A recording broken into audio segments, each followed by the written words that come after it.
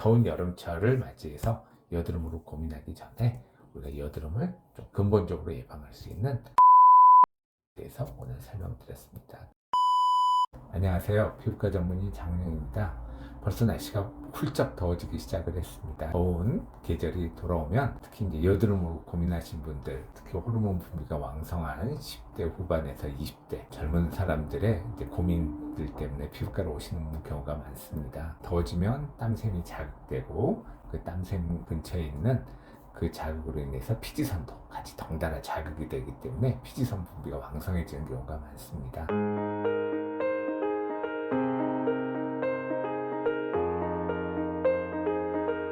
보통 이제 약을 가지고 해결하는 경우도 많긴 하지만 이 먹는 약이라고 하는 게 10대 성장기에는 성장에 영향을 줄 수도 있고 여러 가지 가임기 여성들의 문제도 있고 하기 때문에 약에 대한 제한점이 많기 때문에 꼭 약을 절대 첫 번째 선택으로 하지는 않고 피부 상태나 본인의 여러 가지 요건을 고려해서 먹는 약으로 치료를 할지 아니면 다른 피지선을 줄이는 그런 치료를 할지 아니면 병행을 해야 될지 이런 걸 복합적으로 결정을 하게 됩니다. 먹는 약보다는 먹는 약을 먹기 어려운 경우, 특히 뭐 성장기 학생들 같은 경우라던가 아니면 꾸준히 약을 복용하기 힘든 뭐 시험을 앞둔 사람들이라던가 아니면 야외 활동이 많고 이래서 약을 먹기 좀 불편해하는 경우라던가 여러 경우에는 우리가 레이저 치료나 이렇게 피지선을 줄이는 치료를 고려해 볼 수가 있습니다.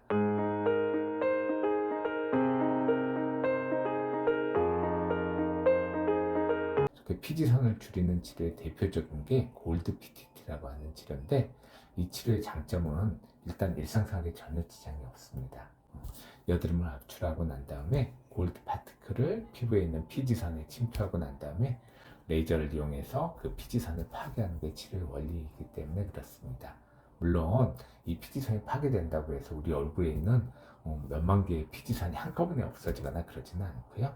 그 중에 이제 활성화되고 많이 커져 있는 일부분, 100개 미만의 피지선을 그런 용량을 대폭 줄여줌으로써 다시 피지 분비가 증가되는 그런 시기, 보통 우리가 최소한 6개월 정도 그 시기만큼은 피지선 분비가 확 줄어드는 걸 우리가 경험할 수가 있습니다. 그래서 여름철 돌아오기 시작을 할 때 한번 치료를 하면 그 해 정도는 여드름 분비에 큰 고민 없이 잘 넘어갈 수가 있고요.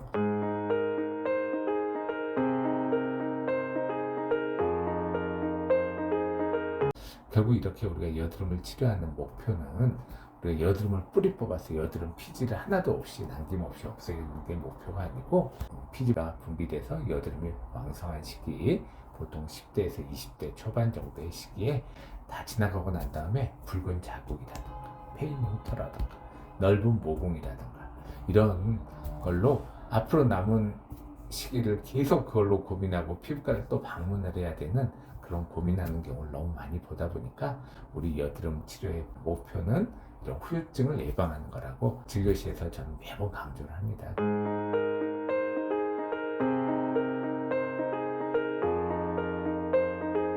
제일 중요한 건 절대 짜지 말라고.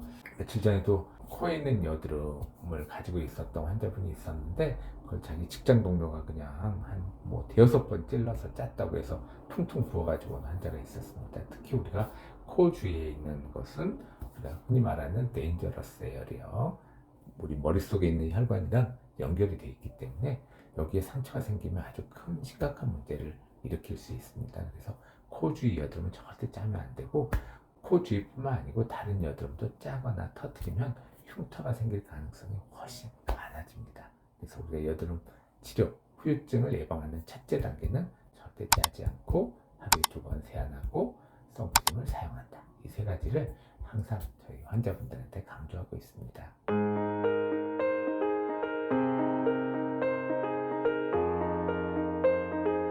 더운 여름철을 맞이해서 여드름으로 고민하기 전에 우리가 여드름을 좀 근본적으로 예방할 수 있는 골드 PTT에 대해서 오늘 설명드렸습니다. 그래서 약을 먹을까?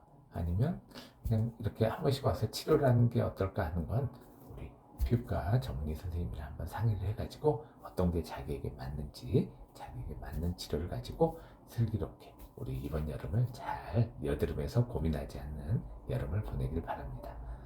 이상 피부과 전문의 장은영이었습니다.